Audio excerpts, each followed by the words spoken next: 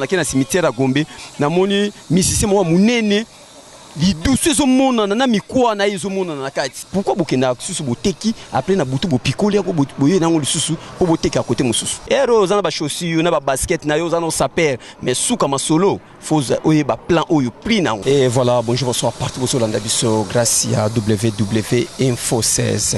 J'espère que ba ndeko poto ba ipsa kinga mwa mingi na ba ndeko libanda balobaki ke mekana nko sala tour place oyo ba fabrica ka ba pied tombal e banki sabidote ya poko banga pe comme moi mingi au mona moi système de toza boboule ah moto ko sa be mission tina ba cimetière ah wa to yena to sur pierre tombal auto moni ba ti photo ya mama oyo. Alors nazako obligé na Info 16 na yamba bandeko oyo ba sala ka ba pied tombal oyo tozomona oyo awa.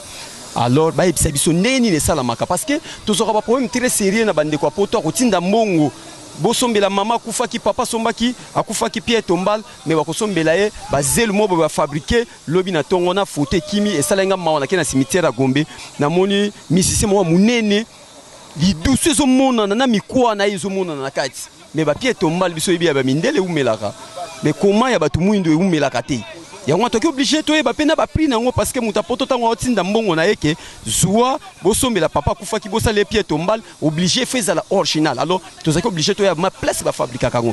Papa bonjour, santé normale biso to yeko landa bino parce que bino bo fabriquer ke loko non et loko alors l'accent dans le loko nyonso mobimba bo fabriquer ka pied tombal o tozomona oyo o to tiaka soki mutu akufi nazomona mama oyo akufaki na abotami na 1947 aye akufi na 2014 pe asona mama ngope na ebiete boni komo nonani kombo na ngai Gino tikelanga na simbelo micro Gino musalo bosala kango ndenge nini po bokoma pied tombal ezala bo fabriquer kango na nini pierre tombal to pavra on a carreau na ciment na barre de fer. Mais l'on y est salarié qui pied tombal mususu tambo teki yango boye et qui bo salila mutu bateli kolo ya nzoto ya mutu mais un mois 2 semaines di douce monani na mutu ya mutu zo monana mikwa ya mutu zo monana ezalaka par rapport ya nini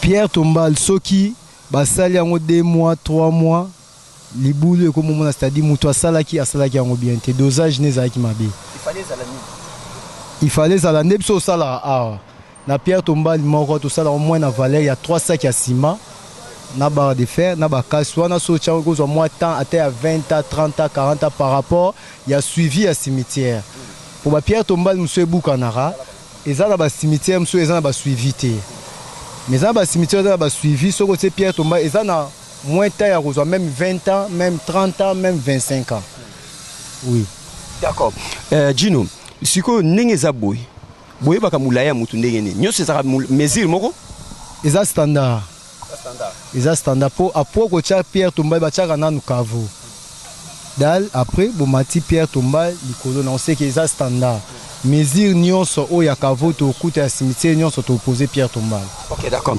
ba prix nango eza rande ni net na moni na photo oyo ya mama oyo na photo oyo ba prix nango eza la ba combien bon pierre tombal ndeza boye photo oyo ba grava ngo ko graver au somba pierre tombal soit na posa ba graver toi na moins 4 sortes ya photo tout ça la photo ya graver tout ça la photo en carreau tout ça la photo en vitre toi na photo ya Pepsi.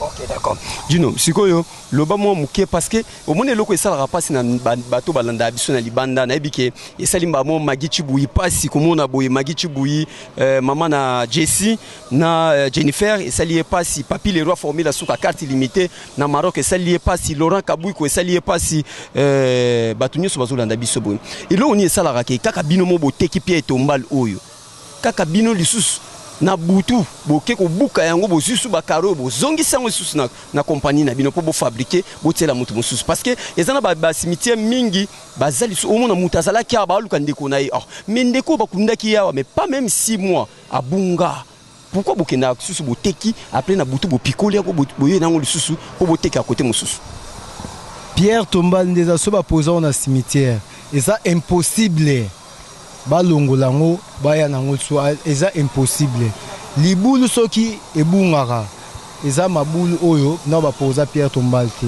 soki eza na croix essayer automba cimetière moi ba tracasser ndeko bunga mais ceux qui va poser pierre tombale ça impossible muto akende ko yiba sous carreau ou bien yiba pierre tombale aya na ngol soit ça impossible na ne sala mati. OK, nazana vieux moko boy ya matu idole motema ya Deborah ya matu idole atuna kingana lile kayumba atuna engai ba prix nini bakoyi kozongo parce que bande kwa poto ezo sala bango mawa hein akenda ki poto banda 18 ans 20 ans atinda pierre tombale mama kufa mais tant ndeko kwa poto wana ye aotala boye loko ezali sous trace zate okanza bateka parti moko ya bazeni ba prix neti tolobi oyo kozana ba combien ndenge to vandi likolo nango oyo prix nango à part photo na ba écrit o ezana $1200. Bon à part Rwanda pierre tombale eza qualité to na ba qualité ya pierre tombale ezana pierre tombale ya marbre ezana pierre tombale ya l'acception ya marbre.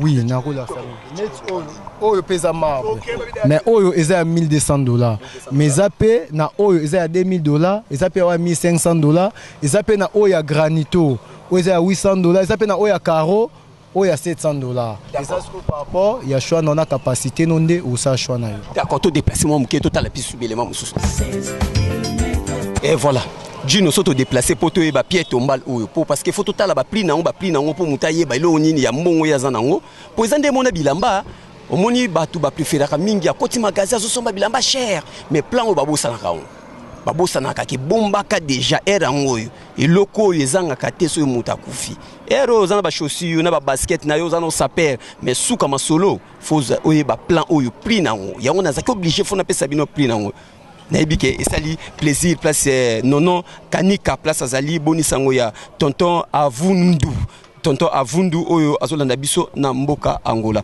Dino oyo za combien? Oyo za marbre en feuille eza na $1200 $1800 au discuter. Ba dernier prix koza ba combien? Mambuga ya masolo 1500 1600 1400 quand tu négocier. D'accord. Yango n'explique biso to salara pierre tombale moko na 3 sacs à ciment. 3 sacs à ciment avec babar de Fernandez de mon à niveau à pierre tombale. On a vu que ils a pas si pour inconvénient aux expliquant que pierre tombale est boucana. Parce que biso ba pierre tombale na biso eva jaka. On a ba pierre tombale qui mbante qui ndeni ne koma net banda ko bato mo va na cimetière. Moni masola ba pierre tombale. Biso to lobela ngo c'était pour Congo mobimba RDC mombabi histoire ya ba pierre tombale et banane échangère. Ceux qui osent na posa ya pierre tombale. Faut oya échangère. Pour histoire ya ba pierre tombale et banane échangère. Congo mobimba histoire ya pierre tombale et banane échangère. Bino olobi ke e voyage aka iza lile kayumba linga oyeba soki boyenge kende poto bata poto pe basomba ngo bon bato poto ba ka osomba mais po ekende poto te mais bato poto ba ka mais na capacité ko kende même Lubumbashi même Afrique du Sud même moi poto chaka to ambala rango ndeza boy soko na posa et déplacer to na ba emballage auto mbalango eza na capacité à kota même na bateau même na vol même na mutuka capacité wana po to ambala rango. D'accord. Pesa biso lisusu prix ya o wana mususu ero zana ba chaussures na ba basket na yo zana saper mais suka masolo faut oye ba plan oyo prix nango ya on a zaki obligé faut na pesa bino prix nango naibike esali plaisir place nono kanika place azali boni sango ya tonton avundu oyo azolanda biso na mboka Angola. Dino oyo za combien? Oyo za marbre en feuille eza na $1200 $1800 au discuter. Ba dernier prix koza ba combien? Mambuga ya masolo 1500 1600 1400 quand tu négocier. D'accord. Yango n'explique biso to salara pierre tombale moko na 3 sacs à ciment. 3 sacs à ciment avec babar de Fernandez de mon à niveau à pierre tombale. On a vu que ils a pas si pour inconvénient aux expliquant que pierre tombale est boucana. Parce que biso ba pierre tombale na biso eva jaka. On a ba pierre tombale qui mbante qui ndeni ne koma net banda ko bato mo va na cimetière. Moni masola ba pierre tombale. Biso to lobela ngo c'était pour Congo mobimba RDC mombabi histoire ya ba pierre tombale et banane échangère. Ceux qui osent na posa ya pierre tombale. Faut oya échangère. Pour histoire ya ba pierre tombale et banane échangère. Congo mobimba histoire ya pierre tombale et banane échangère. Bino olobi ke e voyage aka iza lile kayumba linga oyeba soki boyenge kende poto bata poto pe basomba ngo bon bato poto ba ka osomba mais po ekende poto et kende poto te me bato a poto ba ko mais na capacité ko kende même Lubumbashi même Afrique du Sud même moi poto chaka to ambala rango ndezabu soko na posa et déplacer to na ba emballage auto mbalango eza na capacité ya kota même na bateau même na vol même na mutuka capacité wana pour to ambala rango. D'accord. Pesa biso lisusu prix ya o na mususu. Ok, Gino siko toye nan tokomi awa tomoni photo yango yo tomoni susu ba écrit oyo o pesa prix d'abord ngana ba non prix ya oyo combien Pierre Tombal oyo. Pierre Tombal oyo na $2000 en discuter. Mais pourquoi oyo eza cher boy? Bon, eza marbre, eza siko ba qualité on explique akio. Pierre Tombal non eza pierre, mais eza na ba qualité par qualité siko eza marbre. Nous moni yango boy eza na $2000 en discuter, mais à part $2000 photo oyo eza à part bécrit oyo eza à part photo o ba gravarango na $150 photo moko 150 photo o pamba $150 lettre moko oyo ndeza beboy eza na $3 donc lettre moko oyo $3 mais ce que so ba kombo eza milai neti ba kombo neti ba magichi buye eza mulai donc il faut futa $3 par lettre. Nombre ya lettre na yo nombre ya mbongo même eza 50 lettres lettre moko $3 à part oyo toza suna modèle musuto chaka ya photo lettre en plaque. Ils ont des photos en vitre. Tu as des photos en carreau. À part où en carreau, ils ont $80. Ceux qui ont des lettres, ceux qui ont capacité à $3, ils ont une plaque, ils ont une valeur à $30. Identité en plaque, ils ont $30. Mais eux, ils ont gravé. Lettres, ils ont $3. Ok.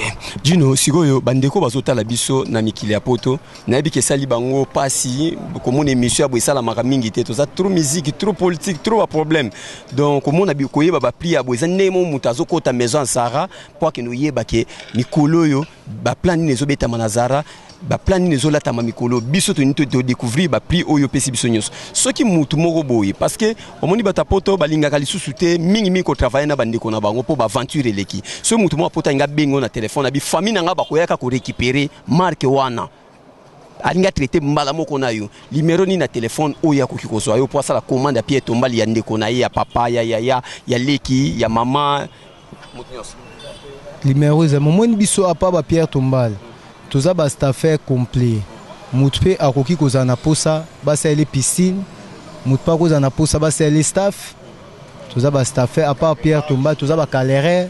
Mais ce que le monde ngana tuna malolo na Paris anga tuna yo eloko yo pour ozofana nango facile hein ozomona ngo eloko te ozomona Pierre Tombal facile bato mususu babanga même ko pusa na peme nango yo mo po ebiki ba ochelo eloko likolo jour okufa bakochela nga pe ezalaka déjà pour ceux qui na kufi baninga nanga baza capable ya kosela on sait que ezalaka déjà ya ofeli ya yo ezaya prix ya combien parce que opesi ba $2000 ba combien yo moko ba betelo pe marque no linga yo moko marque ni ya Pierre Tombal na bon nga pe marque nanga ezaka o menga su ezaya cher ba $2500 ya ba $3000 eza lokwa muto asala na cimetière pona okunde ba luka plastique to kunde mo métropole ko kunda bato eza ba prix mais muto asala kuna azana capacité bako kunde ata na libulu oyo ya $6000 ya cher poza ya ofele po asala rawana eza lokola ngam kolona kokufa yoso ba kundo ya $2000 ngai ba ninga na fo ba honorer ba kunda ngata ya $4000. D'accord Gino pesa non bato yo ba landi émission na ebiki ba o déranger makasi na téléphone pesa ba non numéro na téléphone oyo ba ko benga pona kosala commande ya Pierre Tombal.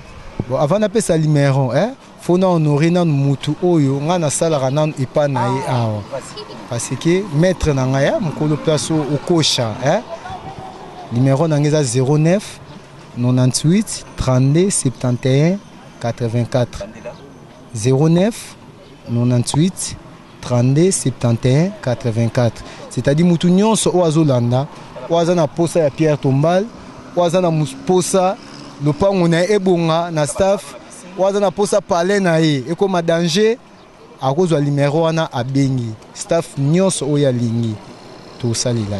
Merci Gino, grand merci. Facilité po ezebele toko tambola botala po eza wenze Mabundo ezali, ba Thomson ezali, ba soso nyonso na prix. Esalo mawate ndenge bovanda likolo. Sala mawate po na mesa na ngo ezalo kwa muto asala na moka banga bibembe te. Nga na sala na morse na kubanga su bibembe te. Poza musanga na sala na kubanga ngote. Merci na tonton Mwiga. Tonton yo na poneli yo ya marque abuba hotelo photo aboye. Na ngina na ponela, o se photo ata na pona no. Nga sikote. Bosko ngina ponela nani? Ponela nani na ko yebisa pona nani? Ponela ngai grand prêtre mo wa bike maman na obie papa ne akufa. Papi le roi papa na te papa na zali Magi Chipuyi. Bon nga pe na poneli masa na nga modogo mama akufa akoki po osele choix na ve na nga grand prêtre Anatole akosele choix bon nga moko pe maman na nga pa kufa entre temps na ochela na bi d'accord ya Magi Chipuyi eza na Paris place basala Pierre Tombali ya papa père son nom papa Chipuyi Mokonzi. Merci na Junior Gouvé, merci susu na nono Kanika place azali na mboka Luanda na bosate tonton a Windu place azali sans complexe na Angola. Régine Mawassa Oazolanda biso bikeko na mboka Angola Yamatou Idol. Alors c'est parti avec David Mombele MCC Petit Nanga Aaron na caméra tous les gars.